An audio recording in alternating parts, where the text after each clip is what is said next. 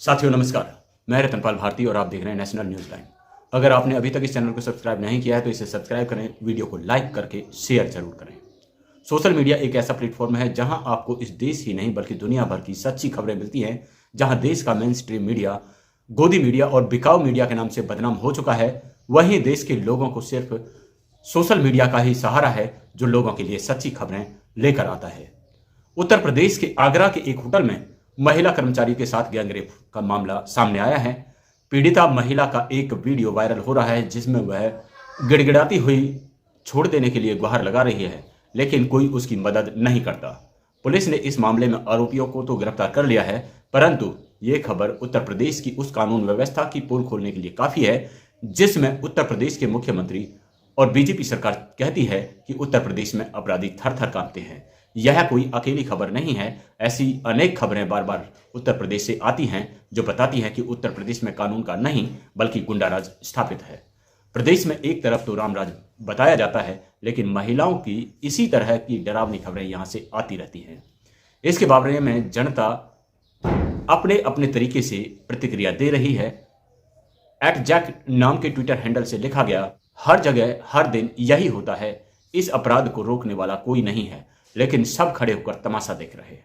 निश्चित रूप से अपराधियों का समर्थन कर रहे हैं, अन्यथा किसी के पास चीख सुनने के लिए कान नहीं है क्या? खासकर सभी अंधभक्त और अंधा कानून है। समृद्ध भारत नाम के ट्विटर हैंडल से लिखा गया, सारे आरोपी सनातनी हिंदू हैं, वह भी 4-5 रियायत दे देनी चाहिए। वैसे घबराने की बात नहीं है, जल्दी छूट जाएंगे सारे के सारे आरोपी, जैसे बिल्किस बानो के गुनहगार छूट गए थे गाजे बाजे के साथ इस अमृतकाल में। मोहित जयसिंह लिखते हैं, जब इस देश की सरकार खुद बलात्कारियों का समर्थन करती हो तो न्याय की उम्मीद किससे की जाए। इस खबर ने लोगों के बीच भाजपा की तमाम कानून व्यवस्था की धज्जियां उड़ाकर रख दी हैं। देश की कानून व्यवस्था का मजाक उड़ाने वालों की लोग बखिया उधेर रहे हैं। वहीं सोशल मीडिया पर स्वामी प्रसाद मौर्य का भी एक बयान तैर रहा है जिसको लेकर कुछ लोग उन पर भावनाएं आहत होने का इल्जाम लगा रहे हैं, और खास तौर से ये सब वही लोग हैं जो चाहते हैं कि इस देश में मनुवाद व्यवस्था खत्म ना हो और देश की जनता सच्चाई की बजाय सिर्फ काल्पनिक बातों में ही उलझी रहे। जबकि उन्होंने किसी भी तरह से कोई भी अमर्यादित बयान नहीं दिया है।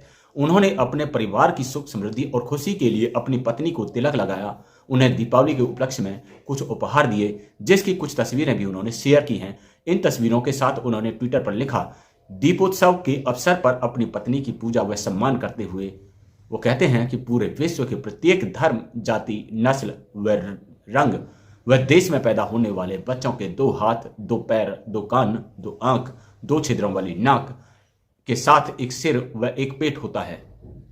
4 हाथ, 10 हाथ या 20 हाथ या 1000 हाथ वाला बच्चा आज तक पैदा नहीं हुआ, तो 4 हाथ वाली लक्ष्मी कैसे पैदा हो सकती है? यदि आप लक्ष्मी देवी की पूजा करना चाहते हैं तो अपनी घरवाली की पूजा व सम्मान करें जो सही मायने में देवी है, क्योंकि आपके घर परिवार का पालन पोषण, सुख समृद्धि, खान पान व देखभाल की जिम्मेदारी बहुत ही निष्ठा से निभाती हैं। अगर इन शब्दों पर गौर किया जाए तो इसमें कहीं भी कोई भी बात अमर्यादित नहीं कही गई है। उन्होंने लोगों को सिर्फ जागरूक करने की नीयत से वही बातें कही हैं जो वैज्ञानिक तौर पर सत्य हैं। हालांकि इस देश में महिलाओं को घर की लक्ष्मी माना जाता है, तो किसी खुशी के मौके पर घर की लक्ष्मी को अगर सम्मान दिया जाए तो इसमें बुरा ही क्या है। लेकिन कुछ लोगों को ऐसी बातें हजम नहीं होती। दिल्ली के चारों तरफ धुंध का ऐसा कोहरा छाया हुआ है, लगता है कि मानो बादलों ने दिल्ली को चारों तरफ से घेर रखा है। लेकिन इसके साथ ही सांस लेने में जो तकलीफ हो रही है उससे लगता है कि दिल्ली के आसपास का वातावरण काफी खराब है और वायु में प्रदूषण की मात्रा काफी ज्यादा है। हालांकि कई दिन पहले से इस तरह की दिक्कत महसूस हो रही थी जब आंखों में जलन सी महसूस हो रही थी, परंतु कुछ दिन पहले जब दिल्ली और एनसीआर के क्षेत्र में हल्की हल्की सी बूंदाबांदी हुई तो इससे राहत महसूस होने लगी थी। लेकिन अब कोर्ट के आदेश के बावजूद भी दीपावली के मौके पर लोगों ने आतिशबाजी के द्वारा प्रदूषण को काफी ज्यादा बढ़ा दिया है, जो दर्शाता है कि हम धर्म और संस्कृति के नाम पर इतने अंधे हो चुके हैं कि हमें अपने बुजुर्गों और अपने बच्चों की सेहत का कतई भी ख्याल नहीं है। इसके लिए हम भारत के माननीय सुप्रीम कोर्ट की भी अवहेलना कर सकते हैं। दीपावली से 2 दिन पहले कोर्ट ने आदेश दिया था कि दीपावली के मौके पर पटाखे आदि की बिक्री को पूरी तरह से बंद किया जाए, लेकिन केंद्र और राज्य सरकारों ने सुप्रीम कोर्ट के इस आदेश को थोड़ी भी परवाह नहीं की और लोगों को कोर्ट का आदेश की धज्जियां उड़ाने के लिए खुली छूट दे दी। परिणाम हमारे सामने है, दिल्ली गैस चैम्बर में तब्दील हो चुकी है, जिससे बच्चों, बुजुर्गों व बीमार लोगों की हालत का आसानी से अंदाजा नहीं लगाया जा सकता। अगली खबर देश के सामाजिक ताने बाने को बिगाड़ने वालों से जुड़ी हुई है। शुभम शुक्ला नाम का देश के भाईचारे का दुश्मन जो खुद को पत्रकार कहता है, उसने अपने ट्वीट में लिखा है, दीपावली का दर्द, ब्राह्मणों ने मरना स्वीकार किया लेकिन धर्म नहीं बदला। 800 से अधिक अयंगर ब्राह्मणों को खड़ा करके टीपू सुल्तान ने हत्या कर दिया था, कईयों को पेड़ों से लटका दिया था, उनका कत्लेआम कर दिया था। यह नरसंहार 3 दिनों तक चलता रहा।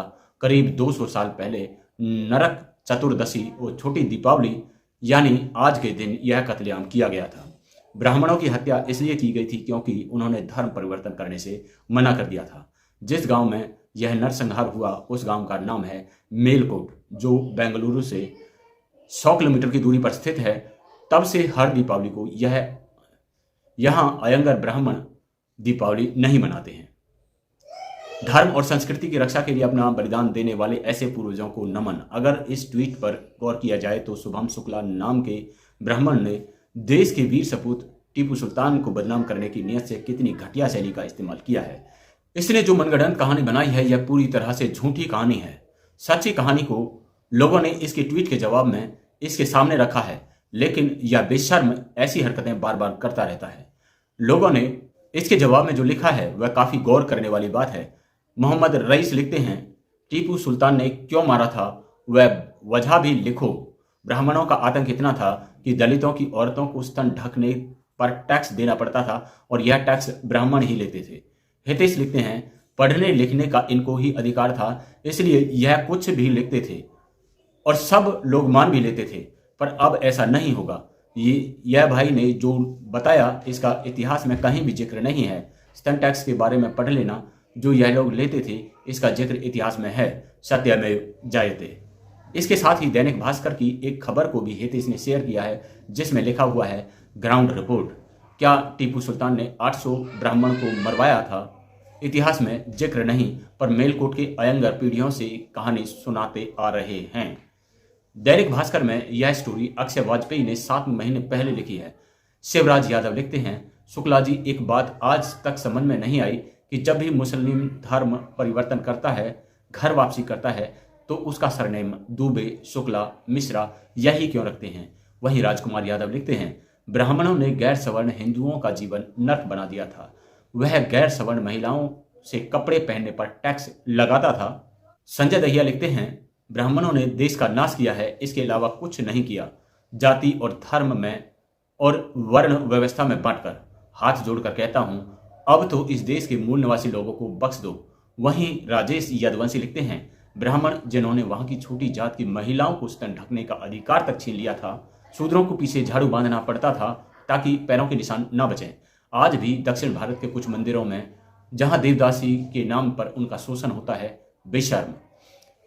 द इंडियन बंक लिखते हैं, क्योंकि उस समय टीपू सुल्तान को यही सबसे उचित लगा। हालांकि मैं हत्या के खिलाफ हूं, फिर भी यहां अयंगर ब्राह्मणों ने जो दलितों पर और उनकी स्त्रियों पर अत्याचार किया, उनकी औरतों को स्तन नहीं ढकने दिया, अपने हवस बुझाने के लिए, ऐसे तुम्हारे पूर्वजों को टीपू सुल्तान ने मारकर पुण्य का काम किया।